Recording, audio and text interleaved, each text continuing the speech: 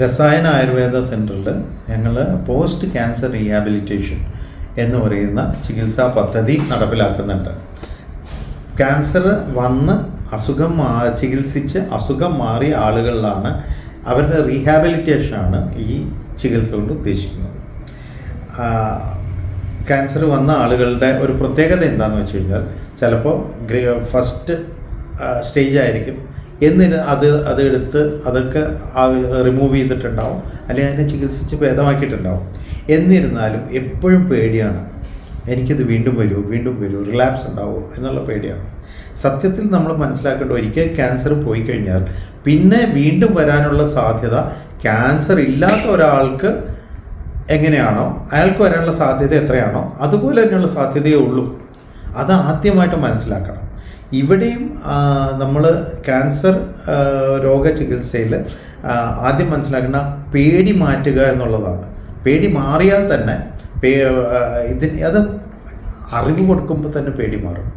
പലപ്പോഴും അറിവില്ലായ്മ കൊണ്ടാണ് ആ പേടി നിലനിൽക്കുന്നത്. അപ്പോൾ കൃത്യമായിട്ട് അറിവ് കൊടുത്തു കഴിഞ്ഞാൽ ക്യാൻസർ രോഗത്തെ നമുക്ക് കണ്ടെയ്ൻ ചെയ്യാം, അതിനെ റീഹാബിലിറ്റേറ്റ് ചെയ്യുക. അത്രയും രോഗികളെ അവരുടെ ഭയം മാറുന്നു, അവരുടെ ക്വാളിറ്റി ഓഫ് ലൈഫ് ഇമ്പ്രൂവ് ചെയ്യുന്നു.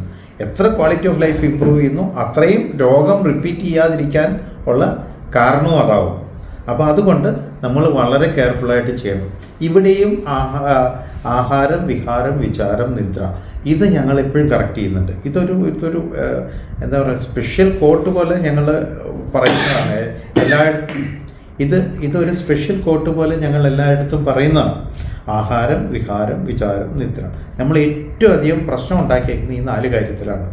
ആഹാരം, കൃത്യമല്ലാത്ത ആഹാരം, നമ്മളുടെ തോന്നിയതുപോലെ ആഹാരം കഴിക്കുക, പ്രത്യേകിച്ചും അഡൾട്ടറേറ്റഡ് ആയിട്ടുള്ള ഫുഡ് കഴിക്കുക, പ്ലാസ്റ്റിക് ചേർന്ന ഫുഡ് കഴിക്കുക, ഇതൊക്കെ ക്യാൻസർ ഉണ്ടാക്കാൻ സാധ്യതയുള്ളതാണ്.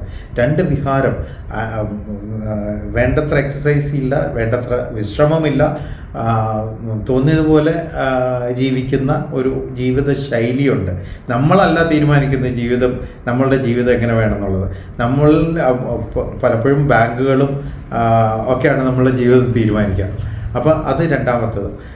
അപ്പോൾ വിഹാരം, നമ്മുടെ വിഹാരം കറക്റ്റ് ചെയ്യണം. 3 വിചാരം, നെഗറ്റീവ് തോട്ട്സ് ഒരു കാരണവശാലും നമുക്ക് പ്രോത്സാഹിപ്പിക്കാൻ പറ്റുന്ന കാര്യമല്ല. അത് വളരെ ഇമ്പോർട്ടൻ്റ് ആയിട്ടുള്ളതാണ്. പിന്നെ നിദ്ര, 4മത്തേത്. കൃത്യമായിട്ട് ഉറങ്ങാനും, ഡീപ്പായിട്ട് ഉറങ്ങാനും, കൃത്യമായിട്ട് എഴുന്നേൽക്കാനും ഒക്കെയുള്ളത് ശ്രമിക്കുക.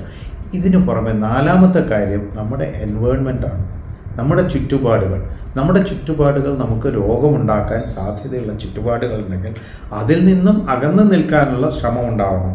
കാരണം ഇപ്പോൾ പൊല്യൂഷൻ വളരെയധികം നമ്മളെ ബാധിക്കുന്നുണ്ട്. സൗണ്ട് പൊല്യൂഷൻ മുതൽ air pollution, water pollution, food വരെ അഡൾട്ടറേറ്റഡ് ആണ്. ഇതെല്ലാം പൊല്യൂട്ടഡ് ആയിട്ടുള്ള സാധനങ്ങൾ നമുക്ക് കൂടുതൽ പ്രശ്നങ്ങൾ ഉണ്ടാക്കി തരുന്നു. അപ്പം നമ്മൾ മനസ്സിലാക്കേണ്ടത്, നമ്മുടെ ശരീരത്തിനകവും ഇതുപോലെ പൊല്യൂട്ടഡ് ആണ്. അതിനെ ഡീടോക്സിഫൈ ചെയ്ത് കളയേണ്ടത് വളരെ അത്യാവശ്യമാണ്. എന്നാൽ മാത്രമേ നമ്മൾ ഒരു നല്ല ആരോഗ്യത്തോടു കൂടി ജീവിക്കാൻ സാധിക്കുകയുള്ളൂ.